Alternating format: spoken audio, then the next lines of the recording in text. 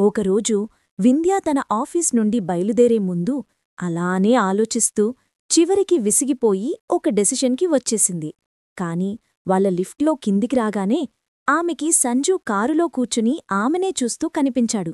అతడిని చూడగానే ఫాస్టుగా వెళ్లి కారులో కూర్చుని Sanju, how is your day అని అడిగింది హుషారుగా. ఆమెని అంత హ్యాపీగా చూసి అతడు కూడా బాగుంది అంటూ ఆమె నుదుటిన చిన్నగా ముద్దు పెట్టాడు. ఆ ముద్దుని ఫీలయ్యి ఆమె చిన్నగా నవ్వింది. ఆ నవ్వుని అపురూపంగా చూస్తూ నువ్వెప్పుడూ ఇలాగే నవ్వుతూ ఉండాలి అని అన్నాడు మనస్ఫూర్తిగా. దానితో అలాగే అని చెప్పింది. కాని లోపల మాత్రం కాస్త భయంగానే అనిపించింది. ఎందుకంటే మరి ఆమె పేల్చబోయే బాంబలాంటిది మరి. ఎట్ హాస్పిటల్ క్యాంటీన్, సంతోష్, నేనొక డెసిషన్ తీసుకున్నాను. అది కరెక్ట్నో కాదో నాకు తెలీదు. కానీ అంటూ అలాగే కూర్చుంది అతడి ఫేస్ చూస్తూ ధన్య. హా, కాని చెప్పు, మళ్ళీ ఏంటి ఈ సస్పెన్స్ అని అన్నాడు సంతోష్. అదీ సంతు మరేమో నసకటం మొదలుపెట్టింది ధన్య. ఓయ్ జాబిలమ్మా, చెప్పు, ఏం డిసిషన్ తీసుకున్నావ్ అని అన్నాడు ఆమె చేతిమీద తన చేతిని ఉంచి. అన్నయ్య బేబీని నేను క్యారీ చేద్దామనుకుంటున్నాను అని చెప్పి అతడి కళ్లల్లోకి చూడలేక తల కిందికి వంచి కూర్చుంది ధన్య. డాటర్ బాబూ, కొంప మునిగింది బాబూ. వాడు ఎంత పని చేశాడో తెలుసా బాబూ? దుర్మార్గుడు అని ఎవరిపైననో కంప్లైంట్ చేస్తూనే పరిగెత్తుకుని వచ్చింది. ఆమె తల నుండి విపరీతంగా చెమటలు కారటంతో వాటిని తొడుచుకుంటూ ఒగరుస్తూ మాట్లాడుతుంది. ఆమె 5.7 అడుగుల ఎత్తు కలిగి కాస్త లావుగా ఉంటుంది చూడడానికి. ఆమె హడావిడి చూసి మాటలు ఆపి ఆమె వైపుకు తిరిగారు ఇద్దరు. ఏమైందాంటీ అని అడిగారు సంతోష్. అబ్బా, నువ్వాగు సంతూ, ఫస్టు నువ్వు రిలాక్స్ అవ్వు, తర్వాత చెబుదు అని ఆమెని చైర్లో కూర్చోమని చెప్పింది ధన్య. లేదమ్మా, నాకు కడుపు మండుతుంది వాడిని చూస్తే అంటూనే, ఆ రోజు మీరు కారులో ఇంటికి ఎళ్తున్నారుగా అమ్మా, అప్పుడు మీ కారు బ్రేకులు తీసేశాడు వాడు అని చెప్పింది విశాలాక్షి. ఆమె చెబుతున్న మాటలకి వాట్ అంటూ చైర్లో నుండి పైకి లేచాడు సంతోష్. ఎవరు ఆంటీ, అసలు ఏం జరిగింది అని ప్రశ్నించింది ధన్య. వాడే తల్లీ, ఆ కళ్యాణ్గాడు. డాటర్, పనిలో ఉండి కూడా మీరు ఎదుగుతుంటే చూడలేక మీ కారు బ్రేకులు తీయించాడు. వాడి కాళ్ళిరగా, వాడి చేతులిరగా, వాడి బండబడ అంటూనే డాక్టర్ కళ్యాణ్ని తిట్టటం మొదలుపెట్టింది ఆమె. అబ్బా, ఫస్టు ఆ తిట్లు పురాణం ఆపి అసలు ఏం జరిగిందో చెప్పు తల్లీ అని అంది ధన్య. నేను బాత్రూముల కడుగుతూ లోపలి ఉన్నాను. అప్పుడే వాడు లోపలికి వచ్చాడు. వాడితో పాటుగా కొత్తగా వచ్చిన డాక్టర్గాడు కూడా వచ్చాడు. మీరు గురించి మాట్లాడుకుంటూ ఉన్నారు. మీ పేరు రాగానే నేను కాస్త చెవులు రెక్కించి ఇన్నానమ్మా. మీ కారు బ్రేకులు తీసేస్తే ఎవరో ఒకరికి యాస్లెంట్ సేత్తారని వాళ్ళట్ట ప్లానేసినారు తల్లీ. వాళ్లమీద నాకు వచ్చిన కోపానికి చేతిలో ఉన్న ఈ కర్రతో సడామడా 4 బాదీ అక్కడే తలుప్పెట్టి వచ్చాను అని చెప్పింది ఆమె. దానితో ధన్య నవ్వుతుంటే, ఓయ్ జాబిలమ్మా, వాడు చేసిన పనికి నీకు నవ్వొస్తుందా అని అడిగాడు కోపంగా సంతోష్. హహా, లేదు సంతూ, అంత కంగార్లో కూడా వాళ్లని 4 బాది వచ్చాను అని చెప్తుంటే నాకు నవ్వొచ్చింది అంది ధన్య. కాని తన జాబిలమ్మ మీదనే మచ్చ వెయ్యాలని చూస్తున్న కళ్యాణంటే సంతోష్కి కోపం పెరిగిపోతోంది. ఆంటీ, మీరు నాతో రండి, ఎక్కడున్నారు వాళ్ళు అని అన్నాడు సంతోష్. రాబాబూ, సూపిత్తాను అనుకుంటూ ఆమె ముందు నడిచి వెళ్లి వాళ్లు ఉన్న దగ్గరికి వెళ్లి డోర్ ఓపెన్ చేసింది. దానితో కళ్యాణ్ ఆమెని చూసి, హే బ్లడీ, హౌ డే యూ అంటూ మీదికి వెళుతుండగా ఒక బలమైన పంచ్ వెళ్లి అతడి ముక్కుని గట్టిగా ముద్దాయింది. ఆహ్, ఎవడ్రాది అంటూ మూసుకుపోతున్న కళ్ళని బలవంతంగా తెరిచి చూశాడు. ఎదురుగా ఉగ్రరూపం దాల్చిన సంతోప్ని చూడగానే అతడికి టెన్షన్తో నోట మాటరాక ఉండిపోయాడు. డాక్టర్ సంతోష్నే, నా జాబిలమ్మపైనే అఘాయత్యం చేస్తావా? నిన్ను క్షమించను అంటూనే పక్కన ఉన్న డాక్టర్ని కూడా మరో 2 పీకి పోలీసులకి ఫోన్ చేశాడు సంతోష్. పోలీసుల పేడు వినగానే కళ్యాణ్ అతడి కాళ్లమీద పడ్డాడు. కాని అతడు కాస్త కూడా కనికరం చూపించలేదు. పోలీసుల వచ్చేలోగా విశాలాక్షి చెప్పిన దాని ప్రకారం వాళ్లు సీసీ ఫుటేజ్ తీసిపెట్టారు. దానితో పోలీసులు వాళ్ళిద్దరినీ తీసుకుని వెళ్లారు. వాళ్లు అలా వెళ్లగానే కాస్త దూరంగా నిలబడి అతడినే చూస్తున్న తన జాబిలమ్మ దగ్గరికి వెళ్లి గట్టిగా హత్తుకుంటూ, నీకు ఎవరైనా హాని చెయ్యాలని చూస్తే వారి పరిస్థితి ఇలాగే ఉంటుంది అని అనుకున్నాడు మనసులోనే. ఓయ్ సంతూ, నేను సరోగసీ అవ్వాలనుకుంటున్నాను, నీ మాటేమిటి అని అడిగింది ధన్య. కాని అప్పుడే డాక్టర్ సంతోష్ మీకోసం మీ పెద్దమ్మ వచ్చారు అని ఒక నర్సు వచ్చి చెప్పడంతో ఇద్దరూ వెళ్లారు. నేను తర్వాత మాట్లాడతాను, కాస్త పని ఉంది అంటూ ధన్య వెళ్ళిపోయింది. లోపల కూర్చున్న శాంతిగారిని చూసి, పెద్దమ్మా, ఎంతసేపయింది మీరు వచ్చి అని అడిగాడు సంతోష్. ఇప్పుడే నాన్నా అని అన్నారావిడ. ఓ, హెల్త్ ఎలా ఉంది అని అడుగుతూనే ఆమె బీపీ చెక్ చేయటం మొదలుపెట్టాడు అతడు. అతడి లవ్కి మురిసిపోతూ, నేను బాగనే ఉన్నారు నాన్నా అని చెబుతూ, నీతో కాస్త పర్సనల్గా మాట్లాడాలి అని అన్నారు శాంతి. బీపీ చెక్ చేసి, అంతా బాగుంది అనుకుంటూ, హా పెద్దమ్మా, చెప్పు అని అన్నాడు అతడు. నో, ఇక్కడ కాదు, బయట, మరెక్కడైనా అని అన్నారు ఆవిడ. ఓ, సరే అయితే అని తన అసిస్టెంట్ డాక్టర్ని పిలిచి, ఏదైనా ఎమర్జెన్సీ అయితే నాకు కాల్ చేయండి, నేను బయటికి వెళ్తున్నాను అని చెప్పి అక్కడి నుండి ఆమెని తీసుకుని బయలుదేరాడు సంతోష్. ఒక రెస్టారెంట్కి వెళ్లి కూర్చున్నారు ఇద్దరూ. సంతోష్ ఇద్దరికీ కాఫీ ఆర్డర్ చేసి, హా పెద్దమ్మా, చెప్పు అని అన్నాడు ఆమెను చూస్తూ. ఆ మాటతో ఆమె చేతిని ముందుకు చాపి, నువ్వు నాకు హెల్ప్ చేస్తానని మాట ఇవ్వు సంతూ, అప్పుడే నేను చెప్పగలను అని అన్నారు శాంతి. దానితో, హా పెద్దమ్మా, నువ్వు చెబితే నేను ఎప్పుడైనా చేయకుండా ఉన్నానా అంటూనే ఆమె చేతిలో చెయ్యివేసి, ఓకే, నీకోసం ఏదైనా చేస్తా, ఇది నా ప్రామిస్ అని అన్నాడు సంతోష్. అతడి దగ్గర మాట తీసుకున్న తర్వాత ఆమె ఒక 5 నిమిషాలు తనకి కావలసిన హెల్ప్ గురించి చెప్పింది. దానితో, నో పెద్దమ్మా, నో అని అన్నాడు బాధగా చూస్తూ. సంతూ, నువ్వు నాకు మాట ఇచ్చావు, మరి నీ మాటమీద నిలబడవా అని అన్నారు ఆవిడ. కంటి నిండుగా నీళ్లతో అతడు తన పెద్దమ్మని చూస్తూ, ఇక సరే అనక తప్పలేదు. దానితో ఆమె చిన్నగా నవ్వింది. ఆమెని ఇంటిదగ్గర డ్రాప్ చేసి అతడు తన ఫ్లాట్కి వెళ్లాడు. రాత్రి డిన్నర్ అయ్యాక బెడ్రూంలోకి వచ్చింది వింధ్య. తన కోసం ఎదురుచూస్తున్న సంజు ఆమె రాగానే, అత్తయ్యా, ఈరోజు హాస్పిటల్ దగ్గరికి వెళ్లారంట, తెలుసా అని అన్నాడు ఆమెని తన ఒడిలో కూర్చోబెట్టుకుంటూనే. హా, ధన్య చెప్పింది సంజు అని అంది ఆమె కూడా, అతడి మెడ చుట్టూ చేతులని దండలాగా వేసి. మరి మాట్లాడావా అని అడిగాడు అతడు. మాట్లాడాగా. మమ్మీ బావుంది, వాళ్ళ ఫ్రెండ్ ఎవరో బాగోలేదని తెలిసి వెళ్ళిందంట అని అంది వింధ్య. ఓ అవునా అంటూ ఆమెను హత్తుకున్నాడు. హా అవును సంజూ, కాని నేను నీతో ఓ మాట చెప్పాలి అని అంటూ అతడి మెడ చుట్టూ వేసిన చేతులను తీసి వేళ్లు నలుపుకుంటూ కూచుంది ఆమె. చెప్పు, పర్మిషన్ ఎందుకు అని అన్నాడు సంజు. ఆ మాటలు విని అతన్ని చూస్తూ, నేను ఒక డెసిషన్ తీసుకున్నాను సంజూ, అది నీకు నచ్చుతుందో లేదో అని కాస్త కంగారుగా ఉంది అని అంది. హా, నీ డెసిషన్ ఏదైనా సరే నాతో చెప్పు బుజ్జీ అని అన్నాడు అతడు. ఆ మాటకి ఆమె కాస్త ధైర్యం చేసి మాట్లాడుతూ, అది సంజూ, మనం బేబీని అడాప్ట్ చేసుకుందాం అని అంది వింధ్య. వాట్? బుజ్జీ, నువ్వు చెప్పేది నిజమేనా అని అన్నాడు నమ్మలేనట్టుగా. నేను నిజమే చెబుతున్నాను సంజూ, మనం బేబీని అడాప్ట్ చేసుకుందాం అని చెప్పింది ఆమె. అతడికి ఇష్టం లేకపోయినా భార్యమీద ప్రేమతో సరే అన్నట్టుగా తల ఊపాడు సంజు. నెక్స్ట్ డే అనుకున్నట్టుగానే కారా వెబ్సైట్లో కావలసిన డీటెయిల్స్ ఫిల్ చేశారు వింధ్య సంజులు. వాళ్ళు అడిగిన మ్యారేజ్, హెల్త్ అండ్ ఇన్కమ్ లాంటి సర్టిఫికేట్స్ కూడా సబ్మిట్ చేశారు. కోర్టులో కూడా లీగల్గా దత్తత కోసం కావలసిన పర్మిషన్ తీసుకున్నారు. ఇది అంతా జరగడానికి కాస్త టైం ఎక్కువగానే పట్టింది. కొన్నాళ్లకు వాళ్లు వెళ్లి ఒక ఆశ్రమం నుండి బేబీని తీసుకుని వచ్చారు. ఆ బేబీకి లీగల్గా వాళ్లే పేరెంట్స్ అన్నట్టుగా అన్ని డాక్యుమెంట్స్ పూర్తి చేసుకున్నారు. ఆ బేబీ వచ్చినప్పటినుండి వింధ్య చాలా సంతోషంగా కనిపిస్తుంది. కాని సంజుకు మాత్రం ఆ బేబీ అంటే పెద్దగా ఇష్టం లేకపోయింది. వింధ్య బేబీని అడాప్ట్ చేసుకున్నందుకు మొదలు బాధపడినా కూడా తనకి ఓన్ బేబీ కావాలి, అల్లుడిగారు కూడా ఆ బేబీ మీద పెద్దగా ఇంట్రెస్ట్ చూపించడం లేదు అనుకున్నారు.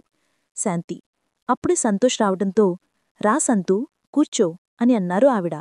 పెద్దమ్మా, అక్క బేబీని అడాప్ట్ చేసుకుంది కదా, మరి ఇప్పుడు ఏం చేస్తావు అని అడిగాడు సంతోష్.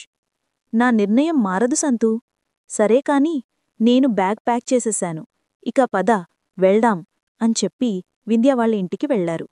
ఆ రోజు కూడా సండే కావడంతో అందరూ ఇంట్లోనే ఉన్నారు. ధన్య, వింధ్య, సంజు అందరూ హాల్లోనే కూర్చునున్నారు. బేబీతో ఆడుకుంటున్న ధన్య గుమ్మం వైపుకు చూడగానే శాంతి కనిపించారు నవ్వుతూ. ధన్య లేచి, రండి అత్తయ్యా, ఎలా ఉన్నారు అని పలకరించి వాటర్ తెచ్చి ఇచ్చింది. ఆమె ఆ నీళ్లు తాగి సోఫాలో కూర్చుని అందరితో కాసేపు మాట్లాడింది. చివరిగా తాను కాశీ వెడుతున్నాను అని చెప్పింది. ఇక తిరిగి రాలేను అని కూడా చెప్పింది. దానితో అమ్మా ఏంటీ డెసిషన్ అని అడిగింది కాస్త కోపం అండ్ దిగులు కలగడిపిన స్వరంతో. ఇంక నేను ఏం చెయ్యాలి చెప్పు? ఆ మహాదేవుడి సన్నిధిలో ఉండి కన్ను మూయాలన్నదే నా ఆశ. ఇక నేను వెళ్ళొస్తాను అని చెప్పి అక్కడ్నుండి ముందుకు తిరిగి నడుచుకుంటూ వెళ్ళిపోయింది. తల్లి తీసుకున్న డెసిషన్కి వింధ్యకి నోట మాటరాక అలాగే చూస్తుండిపోయింది కన్నీళ్లతో. కారు ఎక్కిన తర్వాత, పెద్దమ్మా, మనం నేను మొన్న కొన్న గెస్ట్ హౌస్కి వెళ్దాం అని చెప్పాడు సంతోష్. హా నాన్నా, అలాగే అని కళ్ళు ఆర్పారు శాంతి. దారిలో ఉండగానే గైనకాలజిస్ట్ జయంతికి కాల్ చేసి ఆ అడ్రస్కి రమ్మని చెప్పాడు సంతోష్. 1 గంట తర్వాత ముగ్గురూ ఆ గెస్ట్ హౌస్లో కలిసి కూర్చున్నారు. ఆ డాక్టర్తో మాట్లాడి తాను తన కూతురికి బేబీని ఇవ్వటం కోసం సరోగసీ మదర్ అవ్వాలని అనుకుంటున్నాను సంగతి చెప్పారు శాంతిగారు. దానితో ఆ డాక్టర్, జయంతి వాట్ అంటూ షాక్గా అర్చారు. అవును జయ, మా అక్క కోసం సరోగసీ మదర్ ఎవరూ దొరకలేదు. అందుకే మా పెద్దమ్మ ఇలా డిసిషన్ తీసుకుంది అని చెప్పాడు సంతోష్.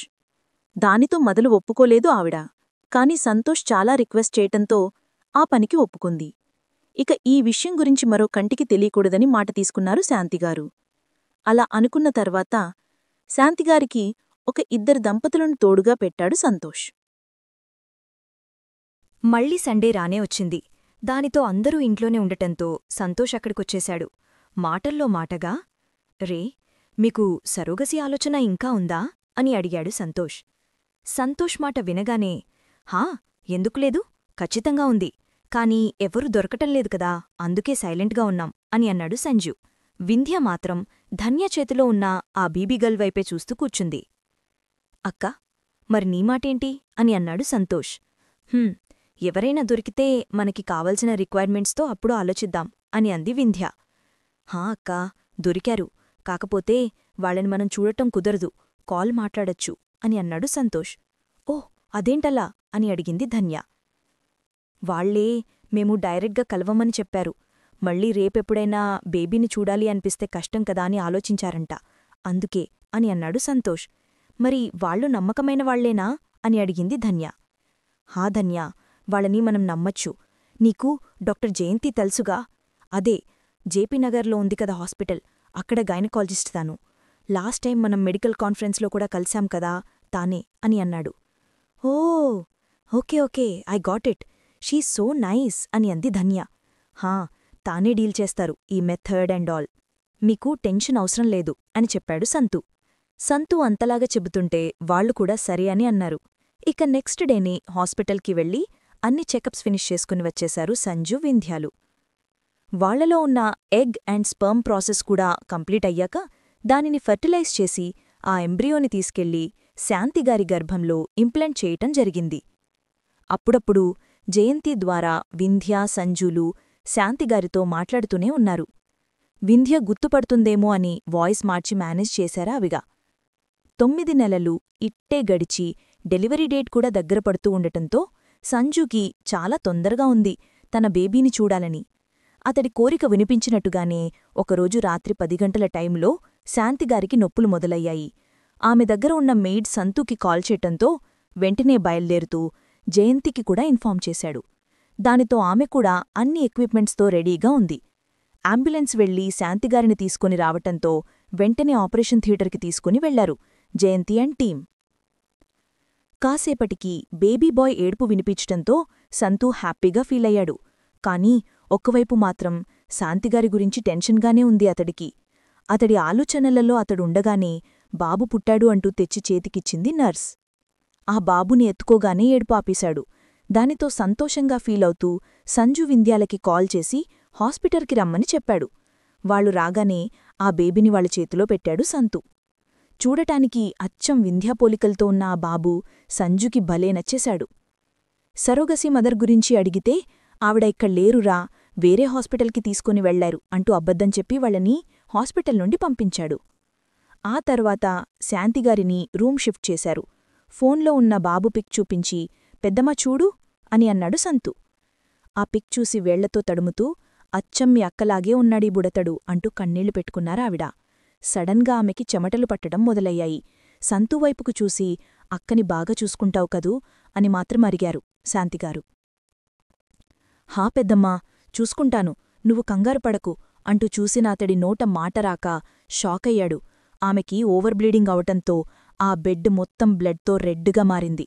సడన్గా అలా ఎందుకు జరిగిందో అర్థంకాక జయంతి అంటూ గట్టిగా కేకవేసి, పెద్దమ్మా నువ్విలా టెన్షన్ పడకు ప్లీజ్ అంటూ ఏడుస్తూనే ఉన్నాడు సంతు. లోపలికి వచ్చిన జయంతి, ఓ నో షిట్ ఆంటీ అంటూ ఆమె కూడా ఏదో ఇంజెక్షన్ అయితే చేసింది. కాని అప్పటికీ ఆలస్యమైంది.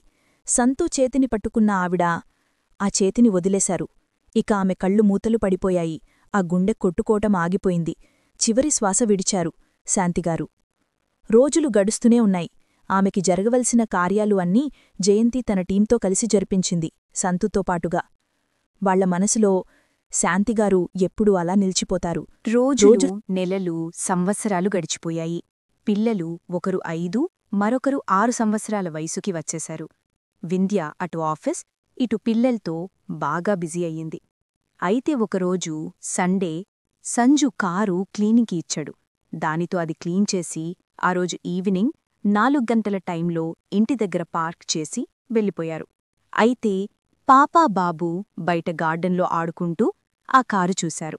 పాప ఒక చిన్న రాయి తీసుకొని వెళ్ళి కారుపైన ఏవో గీతలు గీయటం మొదలుపెట్టింది. అప్పుడే కారు సౌండు విని బయటికి వచ్చిన సంజు పాప గీయటం చూసి గట్టిగా గద్దించాడు. అసలే అతడికి ఆ పాప అంటే అస్సలు ఇష్టముండదు. నా పాప కాదు వేరే ఎవరు అనే ఫీలింగ్ చాలా ఎక్కువ అతడికి. ఆ చిరాకుతోటే చేతిలోకి తీసుకున్న ఇనప రాడుతో పాప కాలుపైన గట్టిగా కొట్టాడు కోపంగా. దానితో ఆమె కాలు విరిగింది. పాప గట్టిగా ఎడవటంతో వింధ్య బయటికి వచ్చి చూసి సంజుపైన గట్టిగా అరిచి పాపని అదే కారులో హాస్పిటల్కి తీసుకుని వెళ్ళింది. ఆ కారు వెళుతున్నప్పుడు పాప గీసిన గీతలు సంజుకి కనిపించాయి. ఆ గీతలు బాబు కూడా చూసి ఐ లవ్ యూ డాడీ అని పెద్దగానే చదివాడు ముద్దుముద్దుగా. అది చూసిన సంజు బాబని లోపలికి పంపించి హాస్పిటల్కి వెళ్లాడు. అక్కడ ఉన్న వింధ్య సంజువైపు కోపంగా చూస్తూ, నా కూతురు దగ్గరికి రాకు సంజు, నీకస్సలు హృదయం లేదన్న సంగతి ఇన్నాళ్లు తెలుసుకోలేకపోయాను అని అంటూ ఫేస్ తిప్పేసుకుంది. ఆ హేట్ అండ్ ఇగ్నొరెన్స్ భరించలేని సంజు ఏడుస్తూ నన్ను క్షమించు బుజ్జీ అని మోకాళ్లమీద కూర్చున్నాడు. అప్పుడే డాక్టర్ వెళ్ళి పాపని చూడొచ్చు అని చెప్పగాని సంజు పరుగున పాప దగ్గరికి వెళ్లాడు. పాప సంజుని చూసి, చూడు డాడీ నాకు పెద్ద కట్టువేశారు, ఐఎమ్ గెటింగ్ స్కేర్డ్ అంటూ సంజుని కర్చుకుపోయింది.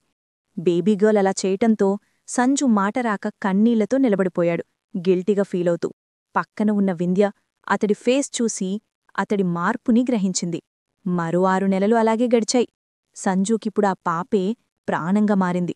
సంతోష్, ధన్యాల ప్రేమ విషయం తెలుసుకున్న వింధ్య సంజుతో చెప్పింది. సంజుకి కూడా సంతోష్ కంటే మంచివాడు ఎవరు దొరుకుతారు అని ఆలోచించి వాళ్ళ పెళ్లి జరిపించాలి అనుకున్నాడు. ఇక అనుకున్నదే తడవుగా వాళ్ళ పెళ్లి డేట్ ఫిక్స్ చేపించాడు. పెళ్లిలోజు రానే వచ్చింది. పెళ్లి ఘనంగా జరిపించి రిసెప్షన్ సంతు వాళ్ల ఇంట్లో జరిపించారు. ఆ రోజు పిల్లలిద్దరూ ఆడుకుంటూ సంతు రూంలోకి వెళ్లారు. ఫూడ్ తినలేదుని వాళ్లకోసం సంతు రూంకి వెళ్ళింది వింధ్య. ఇద్దరూ బెడ్ పైన కూర్చొని ఫోన్లో గేమ్స్ ఆడుతూ కనిపించారు. హనీ కమ్, చిక్కి వద్ద నీకు అని అంది పాపని చూసి. హా మమ్మీ కావాలి అంటూ ఫోన్ పక్కన వేసి ఎత్తుకో అన్నట్టుగా చూసింది వింధ్య వైపుకు. దానితో పాపనెత్తుకుంటూ పక్కి చూసిన వింధ్యకి టేబుల్ పైన తన తల్లి ఫోటోకి దండవేసి కనిపించింది. అది చూడగానే వింధ్య గట్టిగా ఏడుస్తూ స్పృహ తప్పి పడిపోయింది. తల్లి అలా పడిపోవటంతో పిల్లలు ఇద్దరూ ఏడుస్తూ ఉన్నారు. బాబు బయటికి వెళ్లి సంజుకి చెప్పలేక చేతిని పట్టుకొని వింధ్య దగ్గరికి తీసుకుని వచ్చాడు. రూంలోకి వచ్చిన సంజుతో పాటు అందరూ వచ్చారు. సంతు అక్క ఎందుకు పడిపోయిందో అర్థం చేసుకున్నాడు. కాసేపటికి వింధ్య కాన్షియస్లోకి వచ్చింది. వెంటనే సంతు కాలర్ పట్టుకుని, రే సంతు చెప్పురా మమ్మీకి ఏం జరిగింది అంటూ ఏడవలేక తమ్ముడి గుండెలపైన తలవాల్చింది వింధ్య. అక్కని ప్రేమగా హత్తుకొని తలపైన చిన్నగా నిమురుతూ శాంతిగారి గురించి చెప్పాడు సంతు. దానితో అక్కడ ఉన్న అందరూ మొదట షాక్ అయ్యారు. సంజుకైతే మాటలే కరువయ్యాయి. ఏడ్చి ఏడ్చి కొడుకుని దగ్గరికి తీసుకొని ముద్దులు పెడుతూ, ఐ లవ్ యూ మమ్మీ, అమ్మ ప్రేమ గొప్పది అని తెలుసు, కాని నీ ప్రేమ మాత్రం అంతకంటే ఎక్కువ. నాకోసం ప్రాణాలు కూడా నెక్క చేయలేదు. మళ్ళీ మళ్ళీ నీకే కూతురుగా పుట్టాలమ్మా అని మనసులోనే అనుకుంది వింధ్య. శాంతిగారు చేసిన త్యాగానికి అందరూ అబ్బురపడిపోయారు. వింధ్యాని చూసి తన మదర్ తనకోసం చేసిన త్యాగాన్ని బట్టి అందరూ కన్నీటి పర్యంతమవుతూ ఆమె ఆత్మకు శాంతి చేకూరాలని ప్రార్థించారు.